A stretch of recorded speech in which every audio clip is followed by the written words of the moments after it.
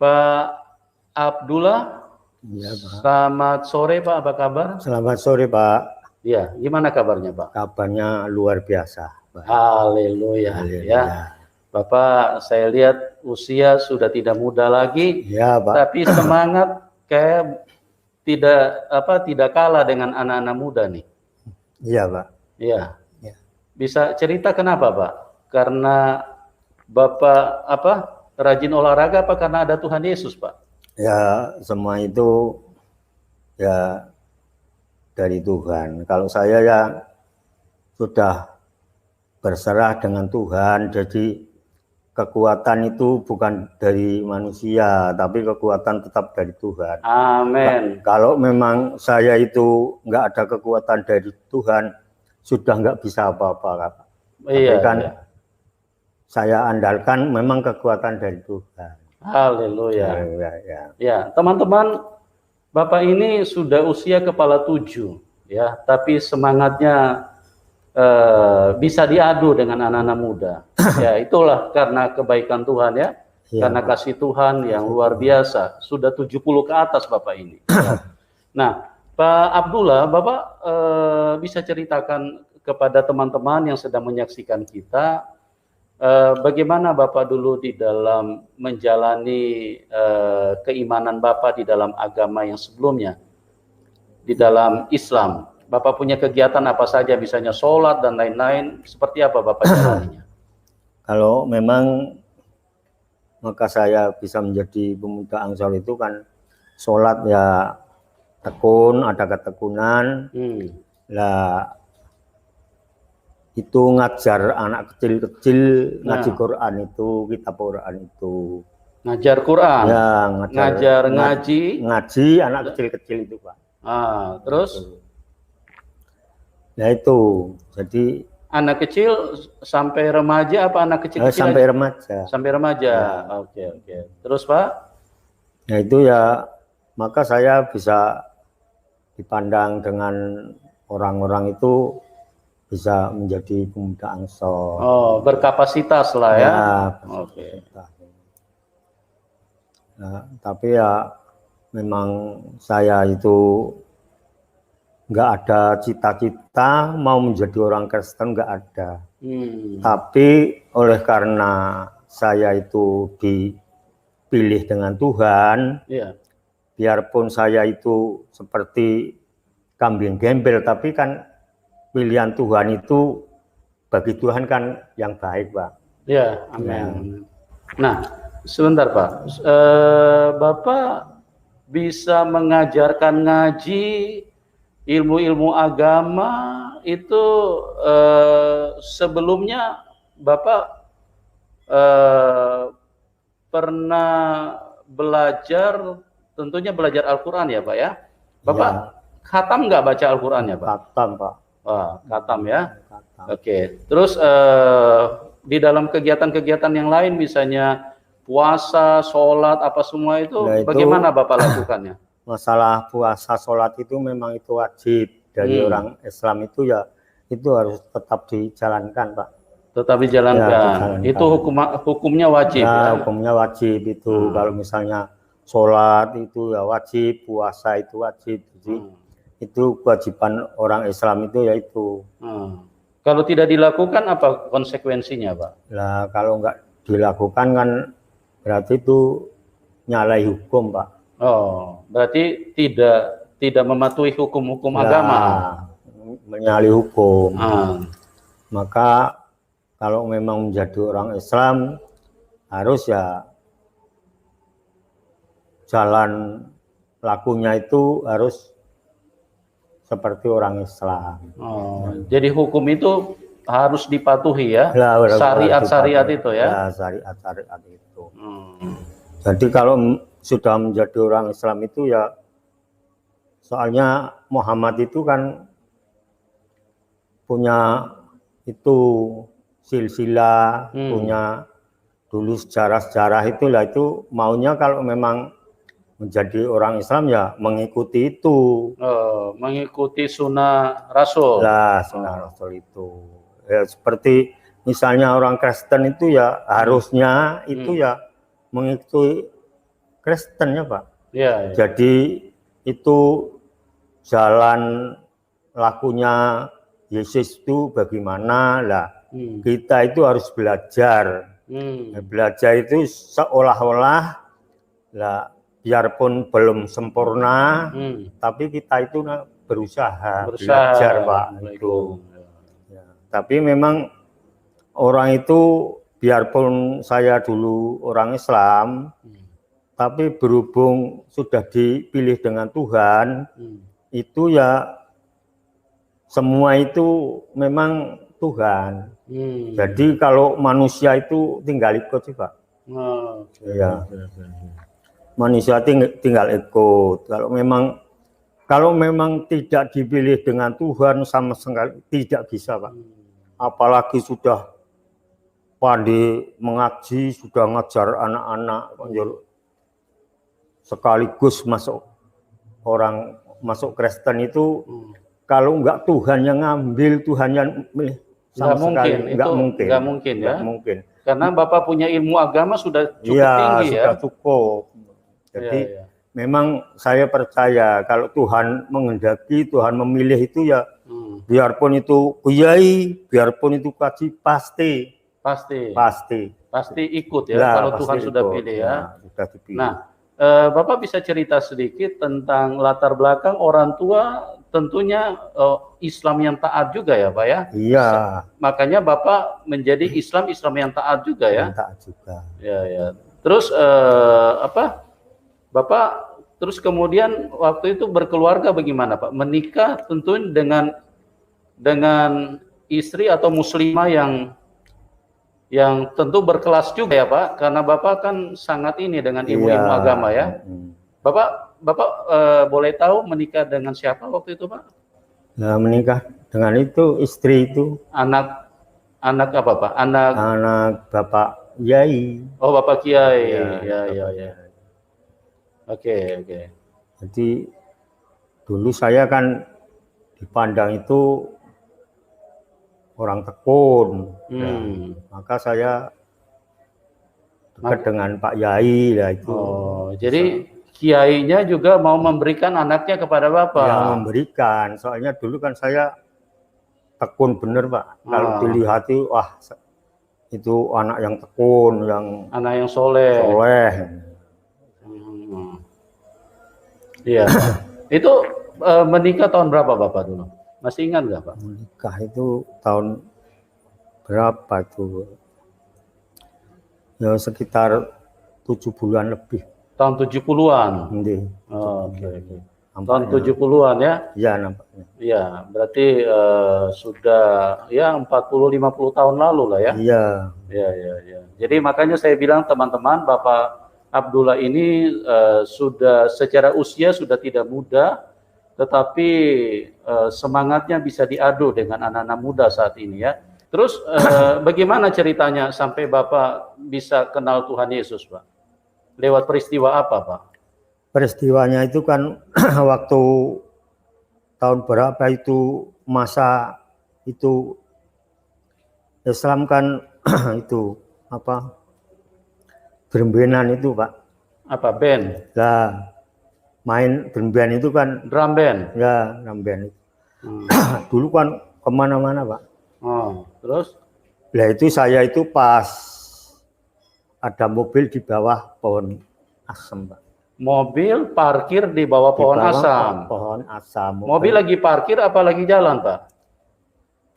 Parkir di bawah pohon asam. Okay. Saya dipanggil sini. Saya dekat itu dikasih Alkitab. Oh, dikasih Alkitab. Ya, Alkitab itu, Injil itu. Terus? Ya, sudah itu saya baca, saya dalemi, jebul kok Injil itu bagus. Ya, gitu. Jadi kalau Injil itu kan kalau manusia itu namanya jangan menjelek-jeleknya kawan. Jangan menjelekin kawan itu. Cinta kasih sesama, bagikan diri sendiri. Lah itu saya dalemi itu kok saya bisa ya itu. Kasihilah sesamamu manusia seperti dirimu Seperti sendiri. dirinya sendiri. Ya itu saya itu tersenyum Pak. Kok bisa ya? Nah, lama-lama saya itu Pak. Lama-lama saya itu pikiran itu bisa berubah. Iya Pak. Pikiran berubah. Saya itu Injil itu saya baca terus Pak. Nah itu memang itu waktunya saya dipilih sama Tuhan. Kalau memang saya nggak dipilih sama Tuhan, misalnya Bapak itu orang alim, saya suruh masuk Kristen pasti nggak mau Pak. Oh pasti, iya, pasti Pak. Malah kadang-kadang bisa bertengkar Pak. Iya, bukan bertengkar aja Pak, iya. bisa bahaya. Nah, maka kalau sudah dipilih sama Tuhan, itu memang cara Tuhan ya. Cara Tuhan. Jadi Bapak waktu dikasih Alkitab itu Bapak tidak menolak atau tidak marah waktu tidak itu? Menolak, soalnya kan tahunya kok ada kitab kecil bagus. Tapi Bapak tahu nggak itu kitab apa? Bapak tahu nggak waktu dikasih itu kitab waktu apa? Dikasih itu belum tahu. Belum tahu. Lah sudah saya pulang, saya baca itu.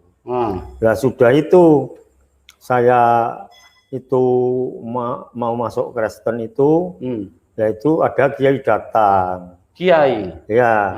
Terus guru ngaji kiai itu datang. Coba kitabnya saya kasihkan.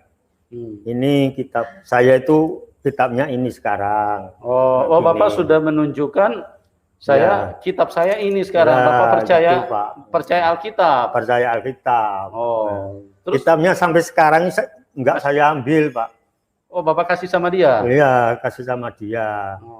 Terus reaksi kiainya apa Pak? Waktu itu Bapak tunjukin Alkitab itu? Lah kiainya itu ya dulunya itu ya itu bisa menjadi gara-gara sampai itu ada demo itu. Demo itu pemuda bukan ratusan Pak, hampir ribuan, penuh desa saya itu penuh. Oh, berarti zaman tahun 70-an sudah ada demo juga ya Pak? Iya. Cuma tidak berjilid-jilid? Iya. Oh, gitu ya. Soalnya kan dari kiai-kiai berkumpul. Kenapa pemuda bisa masuk Kristen? Ya itu ngadakan. Jadi itu. Bapak disidang? Bukan disidang. Ya maunya mau digerebek ya Pak. Mau digerebek? Tapi saya kan dilindungi sama itu Pak Budi Santoso dari Kendal itu Kodam. Kodam. Kodam. Saya terus diambil bawa di Kendal. Di kampung saya Geger itu kan orang yang ikut saya itu semua ditanya, kamu masuk Kristen,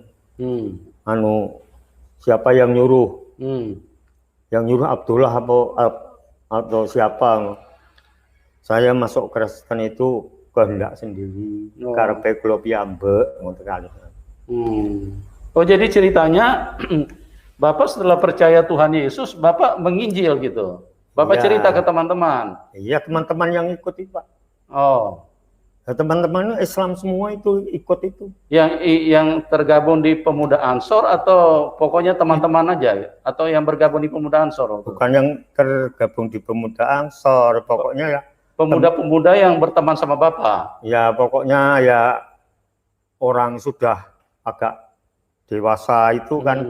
Saya masuk Kristen itu Bapak injili, Bapak ceritakan tentang Tuhan Yesus. Saya ceritakan. Memang Tuhan Yesus itu baik. Terus? Jadi kalau orang Kristen itu nantinya kalau memang benar-benar ikut Yesus, bukannya di neraka, tapi kan di surga. Tuhan Yesus itu ada di surga. Amin. Jadi orang-orang itu, ya itu. Saya masuk sebagai berikut kan ada surat Pak. Saya bikin surat. nama saya mau masuk agama Kristen. Lah bawahnya sebagai berikut. Ya. Si A, si B di bawahnya. Oh, di bawah si A, si B, C, D. Ya itu ada tanda tangan semua. Cuma ditanyai dulu karena diajak sama Pak Abdullah atau kemauan sendiri? Iya. Untungnya itu kan dia kemauan sendiri. Oh, untungnya mereka jawab kemauan sendiri. Kalau memang dia itu bukan kemauan sendiri, saya yang nyuruh. Saya penjara, Pak. Oh, waktu itu pasti di penjara. Oh, dianggap pengkristenisasian. Ya, Oke. Berarti kan. Jadi ada berapa orang yang Bapak injili waktu itu? Dulu itu ya sekitar 20 lebih, Pak. Dulu. 20 itu tahun 70-an saja sudah 20 lebih ya? Iya. Ya, luar biasa ya. Pak Abdullah ini telah berkarya yang sangat kita angkat topi ya, kita angkat jempol buat beliau ya. Beliau ini sudah memenangkan sangat banyak orang untuk datang kepada Tuhan Yesus. Ya. Bukan supaya agama Kristen bertambah banyak, itu sama sekali tidak penting. Bergantinya agama hanya membuat banyak pekerjaan di dalam administrasi negara, ketika kependudukan, itu tidak penting. Tapi orang yang percaya kepada Tuhan Yesus itulah yang terpenting. Karena apa? Karena manusia bisa masuk kerajaan surga.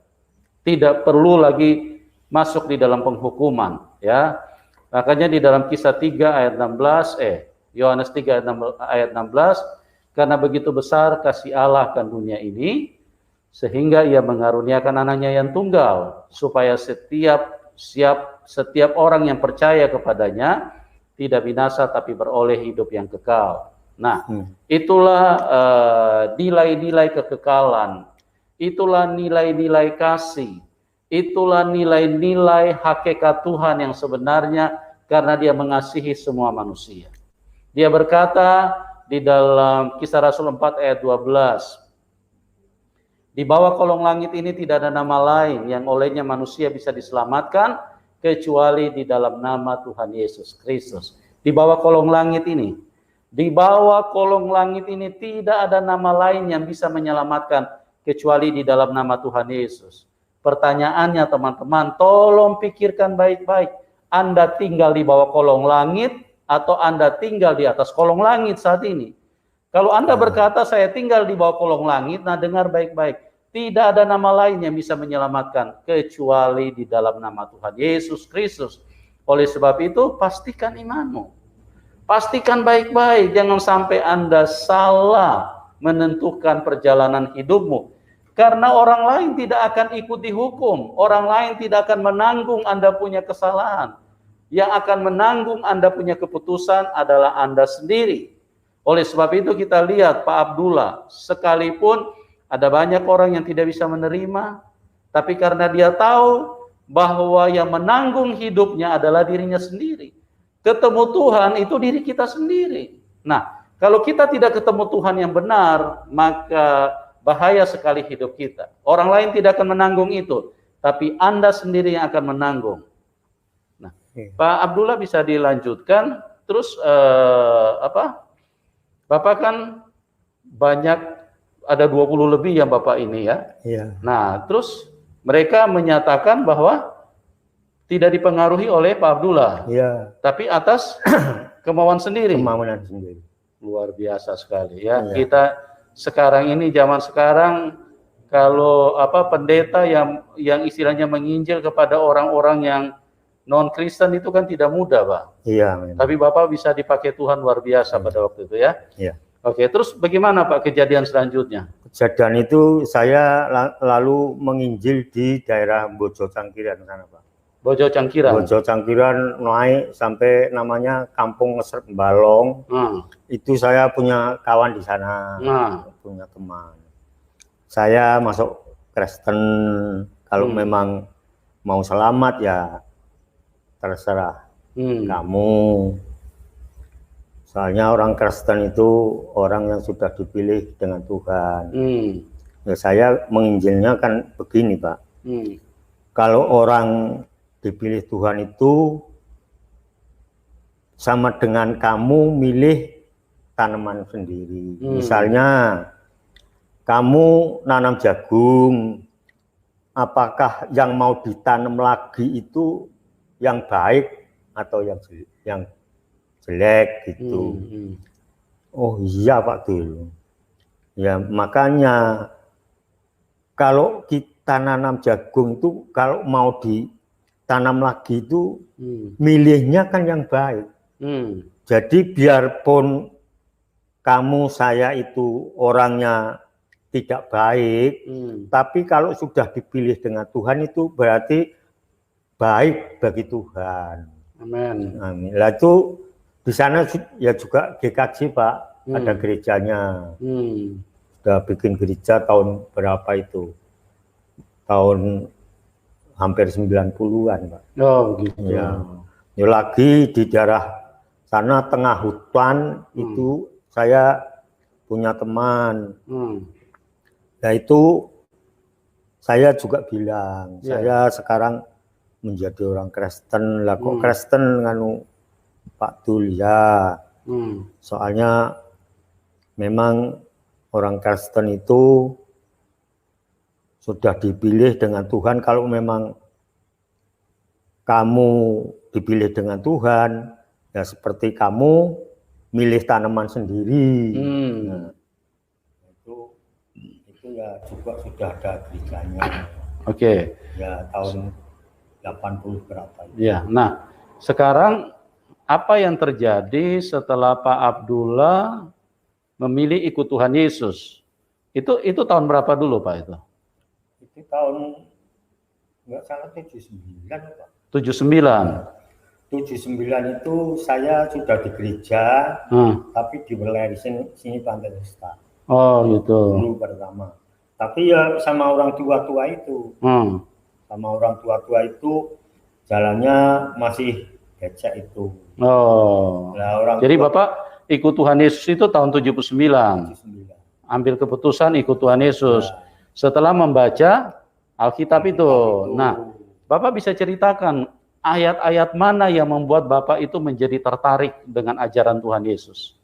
Nah, ayatnya itu apa lupa.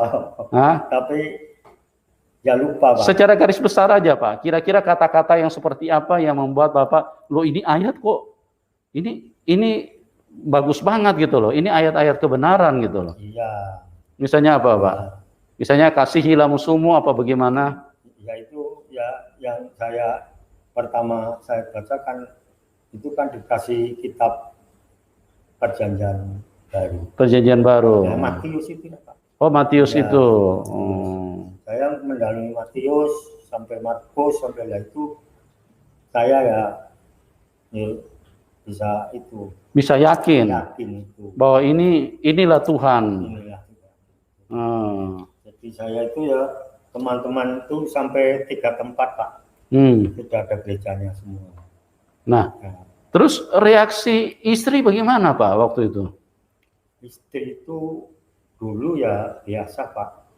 Saya di gereja, istri sholat di rumah. Oh, Bapak di gereja, istri sholat di rumah? Saya di gereja dengan anak-anak. Satu perahu jadi 2 nakoda nih sekarang ya?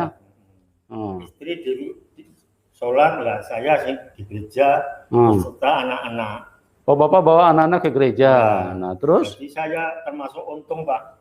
Soalnya anak saya kan menjadi pengikut Tuhan Yesus. Tuhan Yesus semua. Oh, haleluya. Ya. Jadi kalau istri itu ya saya anggap ya biasalah. Saya anggap ringan lah soal istri. Soal saya kan kelanjutannya kan sudah ada Pak. Ya, anak-anak itu kan kelanjutan saya. Iya. Kalau saya itu misalnya kalau sudah waktunya dipanggil Tuhan mati lah, itu kan ada kelanjutannya anak-anak itu Pak. Iya. Jadi saya itu nggak putus masalah itu keturunan dekat sama Tuhan itu nggak putus. Jadi anak sudah ikut Tuhan. Terus bagaimana dengan istri? Apa Bapak tidak beritakan Injil kepada dia pada waktu itu? Saya kalau beritakan itu ya sudah saya tunjuk-tunjukkan, tapi kan misalnya gimana, keluarga kiai itu kan susah, Pak. Bapak nampaknya ya tahu sendiri. Oh, anak kiai itu ya. Anak kiai itu ya keluarganya kan pasti mengaruhi. Mempengaruhi. Ya, karena didikan mereka kan sangat fanatik dengan agamanya ya. Fanatik benar. Nah, terus bagaimana kelanjutannya? Apakah istri Bapak hidup bersama Bapak apa memisahkan diri dari Bapak? Dulu ya masih kumpul. Masih kumpul sama-sama. Sama-sama, tapi lama-lama ini ya saya sudah enggak kalau memang enggak mau menjadi orang Kristen, keluarga enggak boleh ikutlah keluarga. Oh, Bapak tidak memaksa ya, Bapak memberikan kebebasan kepada istri begitu. Ya. Kalau misalnya tidak mau ikut Tuhan Yesus, kalau mau ikut keluarga ya silakan. Soalnya itu kan semua dari keluarga, Pak. Oh, pengaruh dari keluarga. Tapi pada dasarnya istri memang juga tidak mau atau mau? Tidak mau, Pak. Memang istri juga tidak mau. Kalau dulunya itu ya bilangnya mau, Pak. Awalnya bilang mau. Ya, cuma sudah lama-lama itu malah tidak mau. Tidak mau, itu saudara-saudara, Pak. Oh, mempengaruhi begitu ya. Jadi Bapak berarti berpisah sama istri begitu? Iya. Berpisah. Itu dari tahun berapa Pak Bapak berpisah? Oh, belum lama. Sekitar 3 tahun. Hah? Sekitar 3 tahunan. 3 tahunan, ya. Jadi berarti belum terlalu lama ya berpisah sama istri? Oh. Tapi kan saya anak yang di Kudus itu, yang bidan itu sering datang ngasih uang untuk kebutuhan dia. Jadi Bapak nggak usah kerja, pokoknya saya bantu, cukupi kebutuhan. Oh, puji Tuhan, luar biasa ya. Misalnya saya masih itu bantu itu saudara-saudara, kawan-kawan itu ya biasa. Ngangkul ya biasa, kerja apa saja. Iya. Tapi kalau dari anak saya, maunya nggak boleh, sudah tua sekarang istirahat. Masalah kebutuhan saya cukupi, ya. Pokoknya ya kalau datang ya. Mungkin agak keras sedikit Pak, biar kedengaran Pak di ini. Suaranya agak besar dikit Pak. Kurang besar.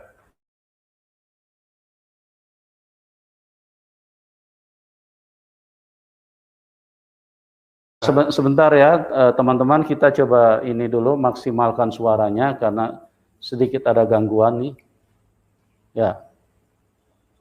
Coba sebentar ya Pak, maaf.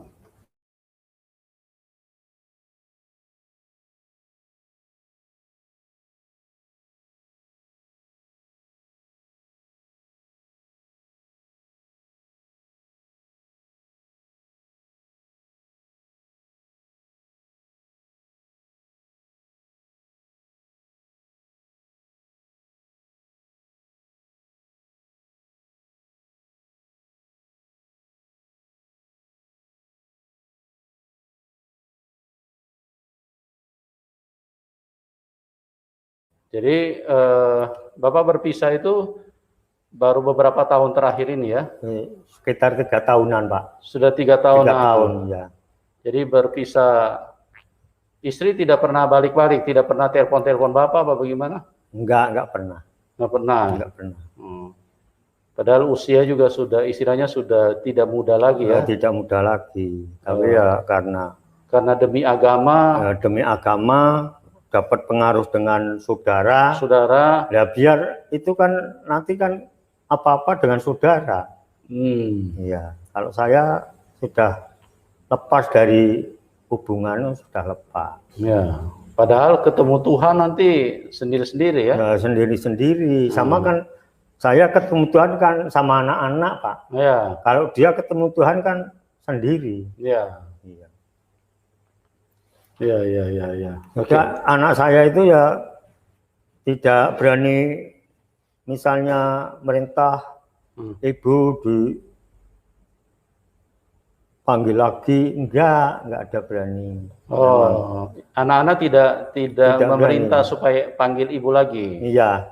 Jadi anak-anak bagaimana anak-anak reaksi mereka? Mendukung saya. Oh, mendukung Bapak. Mendukung saya semua anak-anak. Karena memang mereka percaya Tuhan Yesus. Percaya gitu. Tuhan Yesus. Luar biasa ya, berarti anak-anak Bapak juga memang dipilih Tuhan. Ya. Ya, karena memang teman-teman ikut Tuhan Yesus itu bukan karena kita yang mau. Yohanes 15 ayat 16 mengatakan, bukan kamu yang memilih aku, tapi aku yang memilih kamu. Ya. Jadi kita ikut Tuhan Yesus itu bukan karena kita yang mau pilih Tuhan. Tidak ada manusia yang memilih Tuhan. Sejak dari Taman Eden, manusia itu memilih iblis. Tuhan Yesus berkata, jangan kamu makan buah itu, karena kalau kamu makan buah itu, kamu akan mati. Tapi apa yang dilakukan manusia? Manusia makan buah itu. Artinya manusia tidak memilih Tuhan. Manusia memilih setan. Kenapa manusia memilih setan? Karena manusia mendengarkan perkataan setan. Setan bilang makan saja, jangan dengarkan Tuhan. Makan saja buah itu. Nah, manusia memilih setan, manusia lebih dengarkan setan. Makanya sampai saat ini teman-teman, kalau Anda tidak dipilih Tuhan Yesus, sekalipun orang menginjil sampai puluhan ribu ada di depan saudara, Anda tidak mungkin bisa percaya karena Anda bukan orang pilihan Tuhan. Ya. Tetapi kami terus berdoa, biarlah kemurahan Tuhan itu bisa terjadi kepada banyak orang, siapapun yang akan dipilih Tuhan, supaya Anda semua bisa diselamatkan. Dan tugas kami adalah terus menceritakan Injil kebenaran, menceritakan Injil kebaikan Tuhan. Terlepas dari Anda adalah orang pilihan, itu semuanya hanya Tuhan yang tahu. Ya. Tapi kalau kami tidak beritakan Injil, sebentar nanti kalian bisa berdalil, kami tidak pernah dengar Injil, tidak ada hamba Tuhan yang bicara. Tidak ada kami pernah dengar bahwa satu-satunya yang bisa menyelamatkan itu Tuhan Yesus.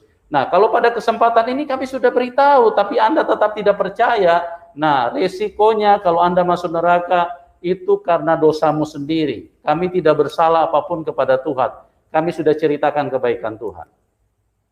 1 Korintus 12 ayat 3. Tidak ada seorang pun yang bisa mengaku bahwa Yesus adalah Tuhan kecuali oleh Roh Kudus. Oleh sebab itu kalau Roh Kudus menyentuh seseorang, maka kita akan menjadi percaya kepada Tuhan Yesus. Tapi kalau Roh Kudus tidak menyentuh Anda, maka mohon maaf, Anda berarti disentuh oleh roh kegelapan. Ya, itulah yang membuat Anda tidak akan pernah percaya kepada Tuhan Yesus. Oke Pak, Bapak Abdullah bisa ceritakan tantangan-tantangan apa saja yang Bapak alami setelah Bapak percaya Tuhan Yesus?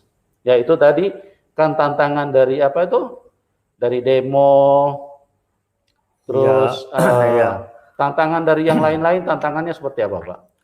Nah, waktu itu ya nggak ada orang yang namanya senang dengan saya, semuanya benci semua Pak.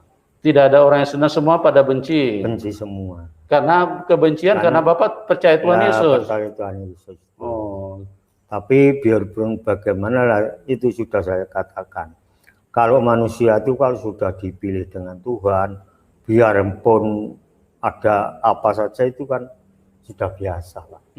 Jadi saya kan duluan itu. Ya. Namanya kalau ada Pak Yai sakit saya datang.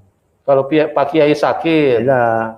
Bapak tunjukkan kasih Tuhan ya, kepada mereka. Bapak misalnya ada Pak Yai sakit, saya datang ngasih jajan, ngasih amplop, ya bentuk sekadar. Nah itu sampai sekarang itu Bapak Yainya sudah meninggal itu sekarang anaknya itu nyambungnya baik Pak.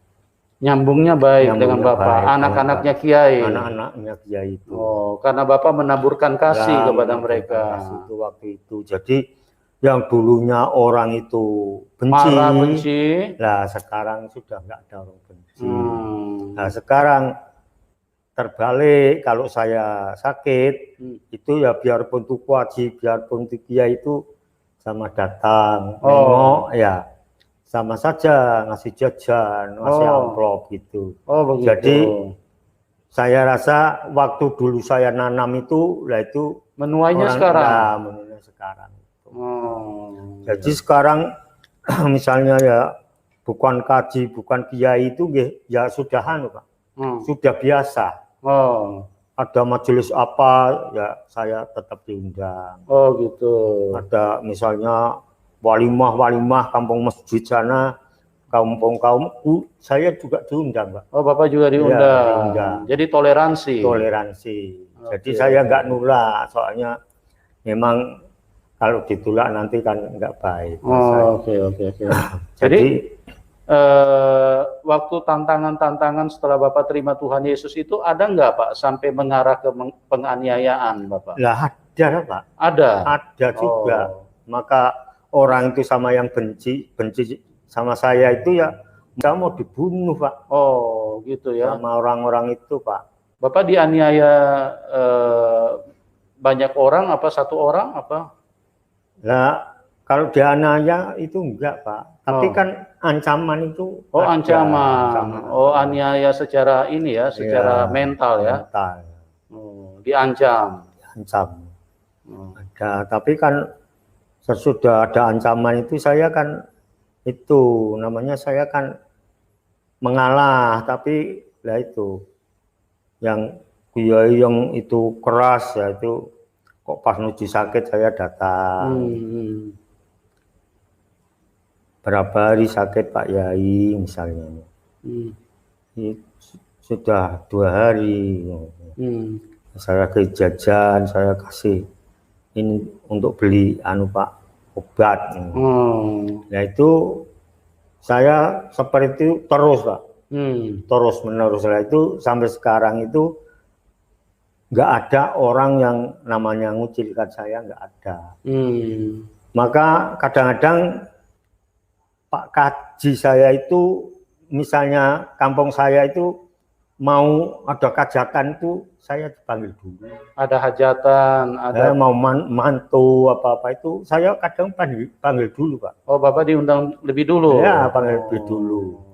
Diminta itu maksudnya minta iguhnya itu. Ya. Saya diundang ya pokoknya saya minta itu Bapak yang ada itu reko lah itu Bapak yang Jadi seperti itu.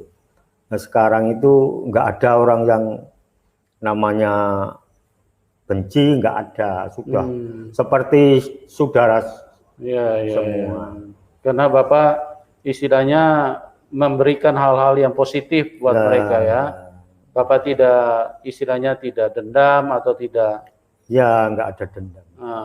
Kalau yang dendam itu dikasih jajan sama amplop itu kadang-kadang hilang dendamnya. Soalnya manusia Pak. Iya. Manusianya misalnya dendam pas sakit kok saya datang kasih jajan, kasih amplop ada ini untuk beli obat Pak. Pasti hilang dendamnya. Manusia soalnya. Iya. Maka saya itu sampai sekarang itu ya di kampung sana itu dituakan. Ya. Ada apa-apa ya saya kadang-kadang dipanggil, diajak musyawarah. Iya. Bagi keluarga. Anak berapa Pak Abdullah? 2 Pak. 2 anak. 2. Semua ikut Tuhan Yesus. Semua ikut Pak. Yang termasuk salah satu bidan tadi yang Bapak bilang. Iya, yang satu bidannya. Oke. Baik, luar biasa teman-teman.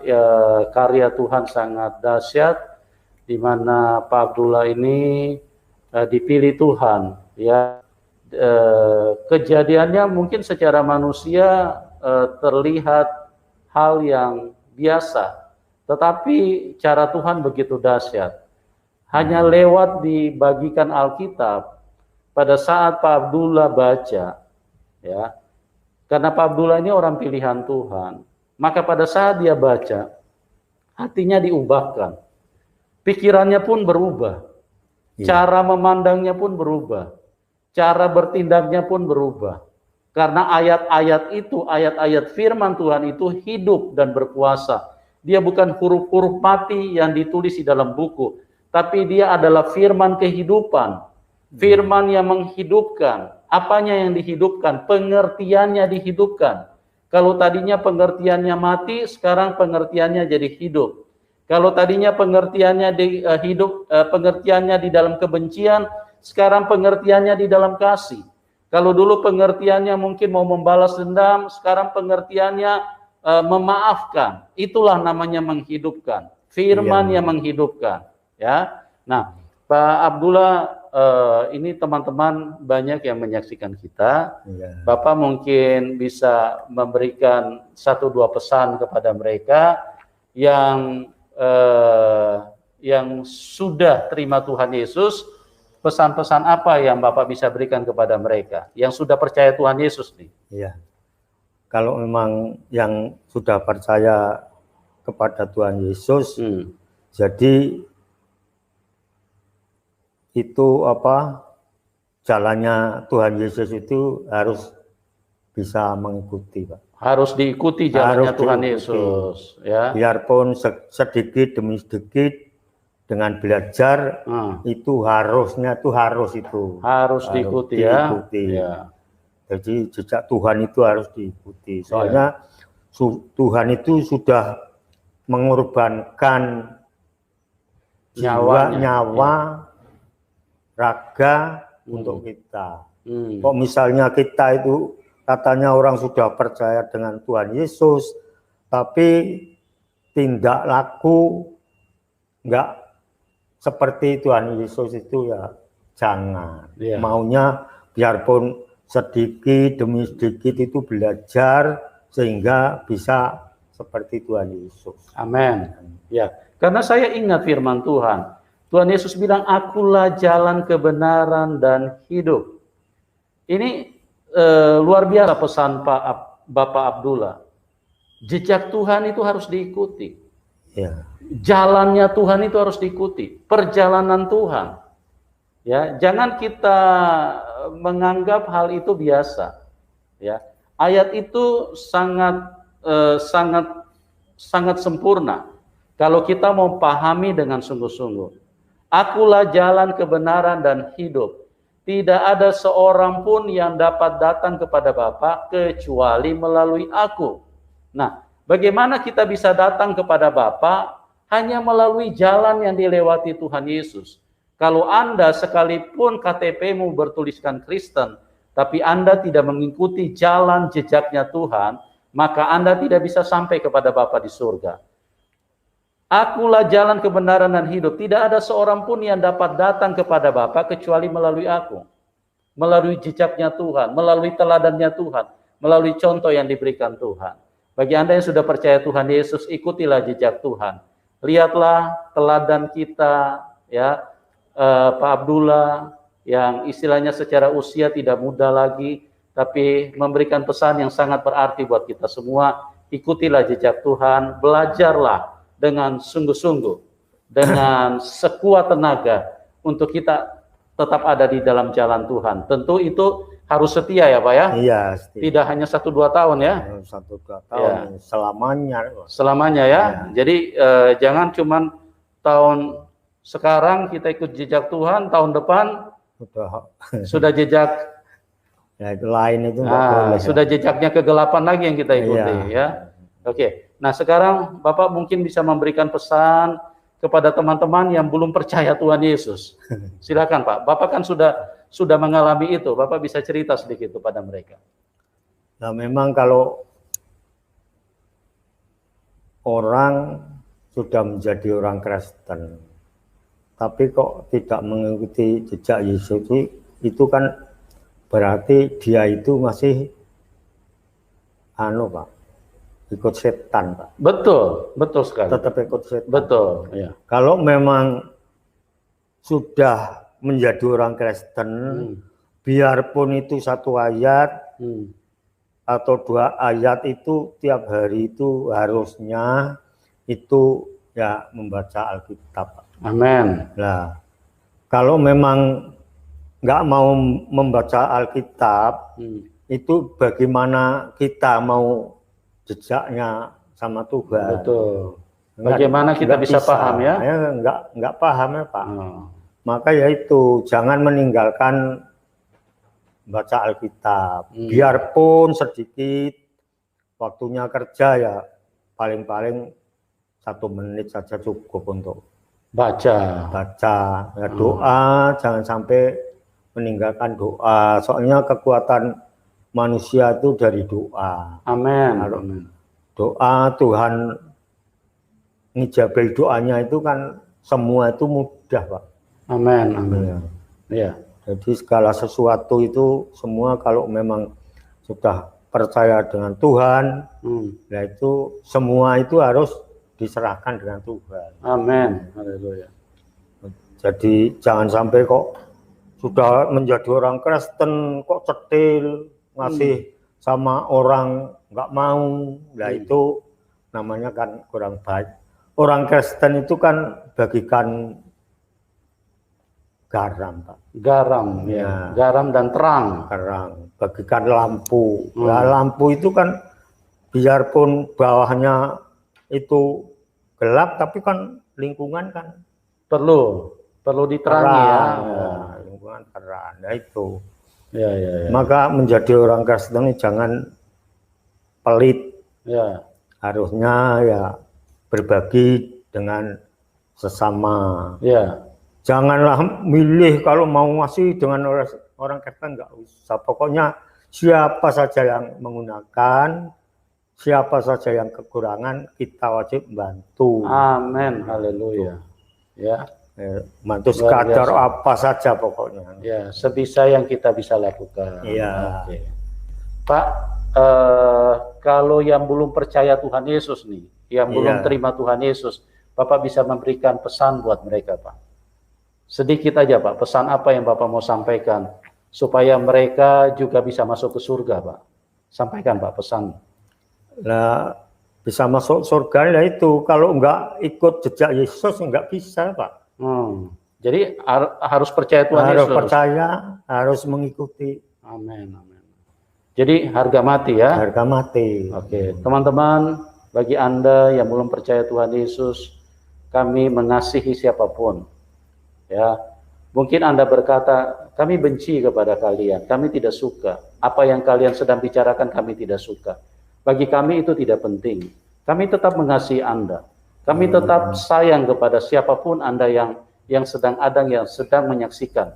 Ya, apapun latar belakang Anda, bukan hanya untuk orang Kristen. Anda ateis, Anda menyembah batu, Anda juga tidak menyembah Tuhan. Kami mengasihi Anda semua. Ya, sebelum terlambat, hanya Tuhan Yesus yang bisa bawa kita ke surga. Oleh sebab itu, doa kami buat Anda semua, kiranya kasih karunia Tuhan, kemurahan Tuhan turun di dalam kehidupan semuanya kita. Pak Abdullah, terima kasih kesaksian yang sangat luar biasa. Bapak sudah banyak sekali memenangkan jiwa bagi Tuhan Yesus. Amin. Bapak dipakai Tuhan secara luar biasa. Doa kami buat Bapak ya.